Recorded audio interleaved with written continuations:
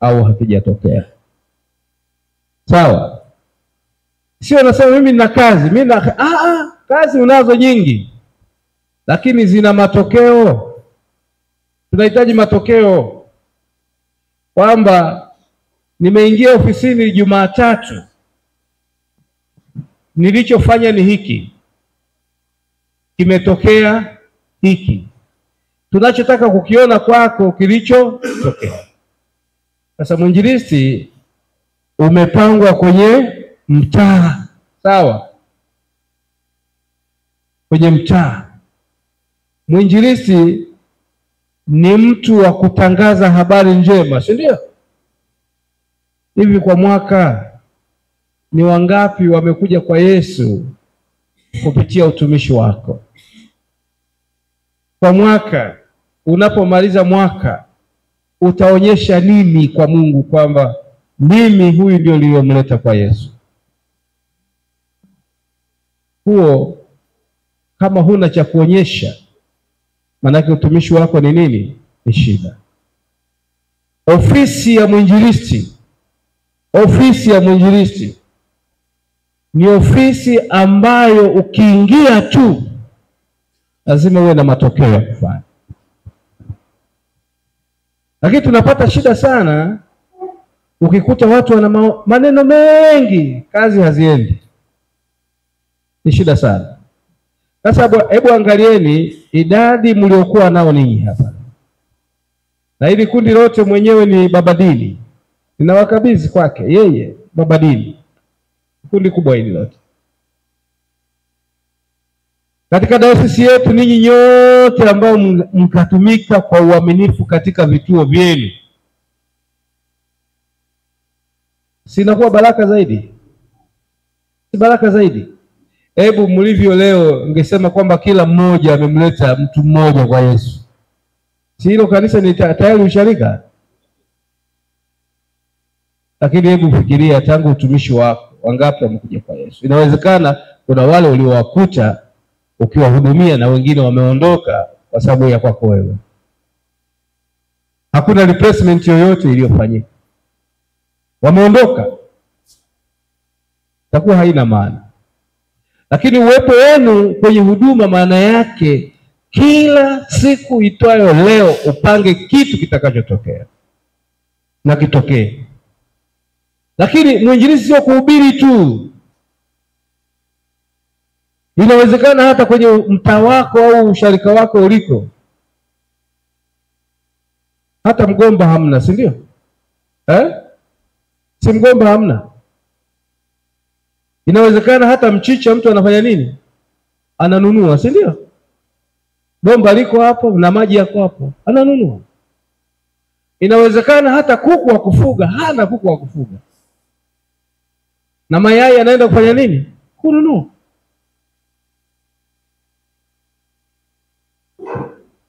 Muda wote. Hapana. Lazima ifikie mahali uhubiri Injili na wakati huo ufanye kazi za kuzalisha, uongeze kipato chako. Lakini wakati huo tunategemea usharika wako uwe na miradi uliobuni. Hii miradi ukiibuni itasaidia sana kuongeza sadaka. Mimi pamoja na utumishi wangu nalima pia. Sio kwamba silimi, nalima. Na wakati fulani nauza, na mimi nabeba kwenye gari naenda kuuza matunda niliyotoa shambani. Sasa utumishi wa kizamani kabisa. Angalieni ndege wa angani, hawalimi wala hawavuni. Utakufa na umaskini. Utakufa. Ndege wanaruka asubuhi wanaenda huko. Mnajua wanaenda kufanya nini? Kutafuta. Na jioni wanarudisha. Kanisani tunahitaji watu wanaofanya kazi, sio wavivu. Tunahitaji mfanye kazi. Hubirini Injili vizuri, mwalete watu kwa Yesu. Lakini fanyeni kazi za mikono yenu ili zifanyike baraka. Na Biblia inatufundisha vizuri kwamba Mungu hubariki kazi za mikono yetu. Kazi za mikono yetu. Kazi ya mikono yako, ukifika mahali una sadaka, una sadaka hapa. Wakisema kwamba kuna harambee ndani ya kanisa, sio wewe unawaambia toeni. Sio watoe. Unaanza wewe kutoa ili na wao wafanye nini? Watoe. Lakini tunajenga kwamba sisi hatuwezi.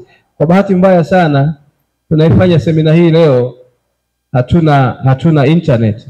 Lakini ningewaonyesheni mtu ambaye mlemavu anavyoweza kutumika na viungo vyake. Hiki kiungo hana, hiki kiungo hana, lakini miguu hivi anavyoitumia, anaivuta chakula mpaka analisha. Anachunga na ng'ombe zake, analisha na kuku zake, amejenga na nyumba yake, pamoja kwamba ni mlemavu. Wewe una uwezo, una nguvu, una akili, una viungo sahihi.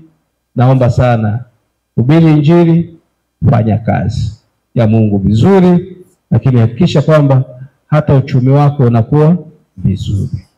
Haya yanawezekana kama mtu mwenye mipango. Ukiingia unataka nini kitokee? Kwa hiyo angalia siku zote za uumbaji Mungu alizozifanya. Siku ngapi? 6. Kila siku alipoingia ofisini akafanya kazi. Au wito pia hata kwa Watanzania wengine wote. Wakiingia ofisini sio muda wa kuchezea simu. Mtu anaweza akachati na simu masaa yote. Ukimuuliza anasema mimi nafanya kazi. Mtu anakaa kwenye kompyuta anachezea karata. Akitoka anaenda kunywa chai. Ukimuuliza anakwambia niko kazini. Na ndivyo inavyotokea hata kanisa leo, na hata wainjilisti wengine wanafanya hayo. Anapata muda mwingi sana wa kuzurura, huduma hafanyi, lakini ikifikia siku ya kupata ule mkate, anatoa mishipa yote hii mpaka wanaona. Sasa kuchukua kitu ambacho hujakifanyia kazi ni laana wala sio baraka. Ninaomba sana katika utumishi wenu mfanye kazi. Lakini jambo la pili, hakikisheni kwamba Injili inahubiriwa kwa maneno na matendo. Wengine mna sifa sio nzuri, hazina ushuhuda. Unajua kwa mwinjilisti ndio unahubiri habari njema. Watu wakikuona mwinjilisti eti anakunywa pombe, hivi tunaleta ushuhuda kweli? Yaani tunapoteza ushuhuda wa kanisa. Hata mtu anasema mimi niende kanisani kafanye nini? Mbona mwinjilisti mwenyewe ndio tunakunywa naye huko? Tunakunywa naye huko. Lakini sio hilo tu. Mwingine anavuta ile sigara nyingine ile. Sigara gani vile? Umeona ile sigara ile. Yaani hawezi kwenda kuhubiri mpaka aweke hilo, Hapana. Hapana, hiyo sio Injili hiyo. Hiyo sio Injili. Huo sio ushuhuda mzuri huo sio ushuhuda mzuri. Lakini haitapendeza zaidi. Hata wale kondoo uliokabidhiwa unafanya nini? Unawachinja. Nikisema unawachinja mnaelewa maana yake? Kuna watu wengine wanachinja kondoo. Yaani anakula wale kondoo wale. Sasa washirika wetu wanaposhuhudia hayo hawamuoni Yesu. Bali wanaona kanisa linalokufa, sio kanisa linalokuwa.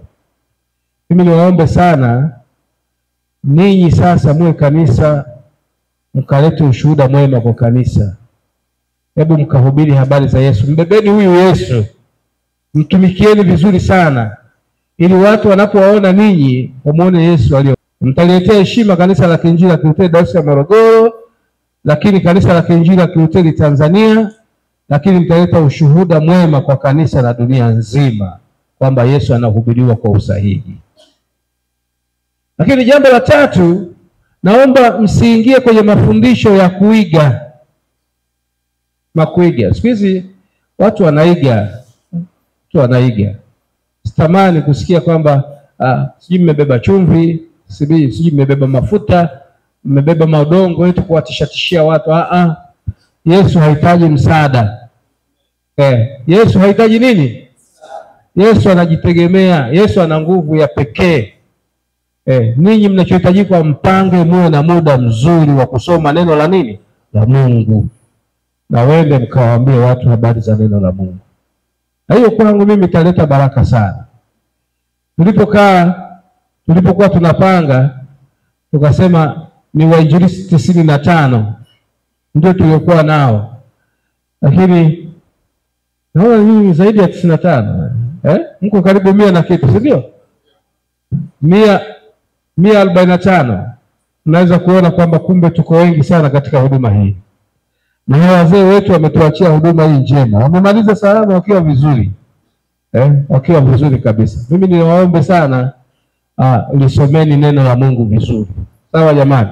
Someni neno la Mungu. Mwinjilisti ni neno. Yaani soma neno.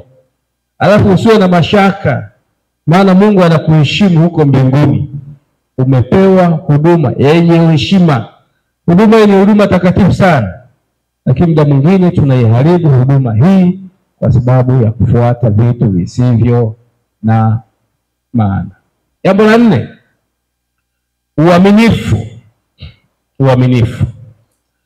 Naomba mkawe waaminifu. Waaminifu katika mali mlizokabidhiwa. Na hata Biblia inatufundisha vizuri kwamba ninyi ni mawakili wa siri za Mungu. Na katika uwakili kinachohitajika ni uaminifu, si ndio? Uaminifu. Sasa uaminifu, ndugu zangu, sadaka zikitolewa, ofisi kuu hazifiki, jimbo haifiki, mwisho wake na madhara yake ni nini? Madhara yake tunafunga huduma isiendelee. Tunapohitaji kuwaita kuwa na semina kama hii hatuwezi kufanya. Kwa sababu hela yote tumeikusanya, tumeila wenyewe. Hata kama ni 200, ikikusanya pamoja haitakuwa 200. Itakuwa shilingi nyingine kabisa. Lakini changamoto tunaipata ni kwamba kila mtu aliko kwenye mtaa wake ana nguvu ya pekee. Kinachotolewa ana mamlaka nacho, na unapokuwa na mamlaka nacho, kwenye ofisi ya jimbo hakiendi, kwenye ofisi ya dayosisi hakiendi, uendeshaji unakuwa mgumu. Sasa tunapotaka kuwakusanya kama hivi, hatuwezi, tunasema hatuna hela. Kumbe tungefanya kazi kwa moyo, tukakusanya, tukakiweka kwa pamoja, tutazalisha kitu cha baraka sana. Cha baraka sana. Lakini sio hilo tu, tukikusanya kwa pamoja, kikikaa kwa pamoja, katibu mkuu anapotaka kuajiri watu ana uhakika wa fungu kwamba sasa tuajiri watu wangapi. Sasa inafikia mahali wewe uliyeajiriwa unafunga mlango kwa mwingine asiajiriwe kwa sababu kile unachokikusanya hakiji. Umeona shida yake hiyo? Sasa inafikia mahali unasema tunatangaza ajira, tunashindwa. Unauliza utawalipa nini? Tunashindwa kwa sababu kipato chetu tunakipima katika kapo moja kinachokusanywa kwa pamoja. Sasa inapofikia mahali mnapokaa na sadaka na kuzitumia pasipokuwa na utaratibu. Waswahili wamesema mchimba shimo anaingia. Kwa hiyo tunaliua kanisa la Mungu. Nitoe wito kwenu nyote, naomba muwe waaminifu. Muwe waaminifu kutunza mali za kanisa. Tunza mali za kanisa. Ninatamani sana, na msitegemee sadaka peke yake. Na kwenye mtaa usiwe peke yako ukifundisha peke yako. Kwenye mtaa tafuta wengine pia wakufundishie. Lakini pia hakikisha mmeanzisha vitu vya kufanya. Mashamba yako, washarika, kalima shamba kubwa la mahindi, mtama, mbaazi, na kila kitu kitakachofanyika kwenye usharika wenu. Huo unakuwa ni mradi wa nini? Wa usharika. Na sehemu za vijijini wana uwezo hata wa kufuga kuku wengi wa kienyeji. Nafikia msimu unatokea mnauza kuku. Usharika au mtaa unapata nini? Pato. Lakini hayo yanategemea vipawa vyetu tulivyokuwa navyo tunavitumiaje. Ndugu zangu, niseme kwamba moyo wangu umefurahishwa sana sana sana kwa kusanyiko hili la baraka.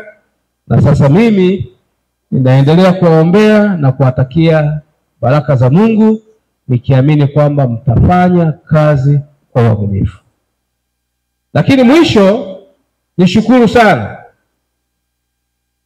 Kanisa la Kiinjili la Kilutheri kule Bavaria, Ujerumani.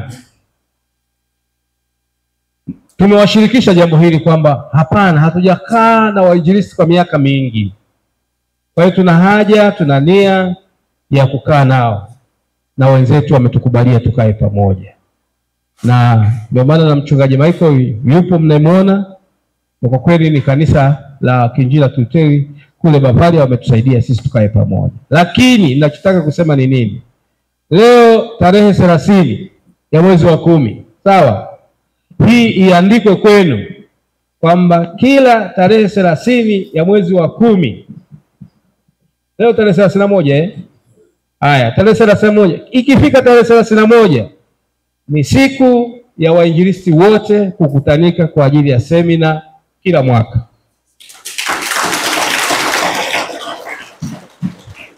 Na hiyo sasa itakuwa ndio mikutano yetu kila mwaka. Tuna mikutano, tunakutana na wainjilisti, wainjilisti, tuna mikutano tunakutana na wachungaji, lakini mara nyingi tu kundi lenu tumekuwa nalo mbali kwa muda mrefu kwa sababu ya hali ya kiuchumi, lakini haya yatawezekana sasa. Ni nguvu ya pamoja ya kwenu pamoja na sisi, tuunganishe nguvu ya pamoja kwamba kila inapofika tarehe 31 ya mwezi wa 10 ni siku ya pamoja ya kupata mafundisho, lakini maburudisho kwa ajili ya wainjilisti wote.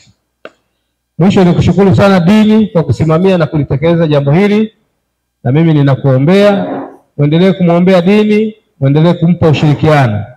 Na huyu sasa ndio kiongozi wenu, atafanya kazi na wakuu wa majimbo kwa karibu sana, na wakuu wa majimbo waheshimiwe, wachungaji wenu waheshimuni.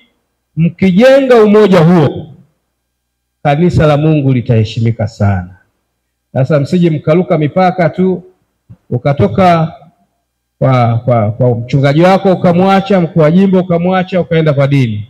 Kwa kweli mtakuwa hamjamtendea nini? Haki. Anza kwa mchungaji wako, zungumzeni. Likimshinda kabisa ataenda kwa mkuu wa jimbo, na likimshinda kabisa atakuja kwa dini, na dini akishinda itakuja kwangu. Kwa njia hiyo tunajenga heshima nzuri ya kanisa la Mungu. Bwana asifiwe sana. Basi kwa maneno hayo na sala, napenda kutangaza kwamba semina hii sasa naomba tusimame naifungua rasmi katika jina la Mungu Baba, Mwana na Roho Mtakatifu. Amen.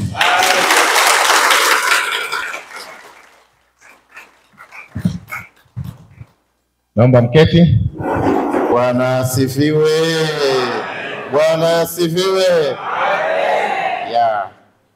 Basi nichukue nafasi hii kumshukuru Mungu sana sana kwa ajili ya siku ya leo. Nichukue nafasi hii kuwakaribisheni wainjilisti wote wa dayosisi yetu hii ya Morogoro, mitaa mbalimbali. Karibuni, mjisikie mpo nyumbani. Mwambie jirani yako, mimi ni wa thamani. Sema kwa nguvu. Sijasikia. Rudia. Mimi ni wa thamani. Sijasikia tena. Mimi ni wa thamani. Naomba usijidharau. Sawa? Wewe ni mtumishi wa Mungu. Ukijidharau shauri yako, na shetani atakudharau. Wangesema mimi sijaajiriwa, unakuwa mnyonge. Wewe si mnyonge kwa sababu Yesu ametuokoa, sivyo? Wewe ni wa thamani na unafanya kazi ya kumhubiri Yesu. Kwa hiyo niwakaribisheni sana. Na leo tuna bahati kubwa. Kwanza moja, lengo kubwa kufahamiana. Simeona? Kwa hiyo hata asiyemfahamu katibu mkuu leo atamfahamu, asiyemfahamu dini atamfahamu, asiyemfahamu baba askofu leo tutafahamiana vizuri. Pamoja na kubadilishana uwezo na ujuzi, lakini pia tutafahamiana ili tuweze kutembea pamoja, tuweze kwenda pamoja, kwa sababu wote tunafanya kazi ya Mungu. Bwana Yesu asifiwe sana.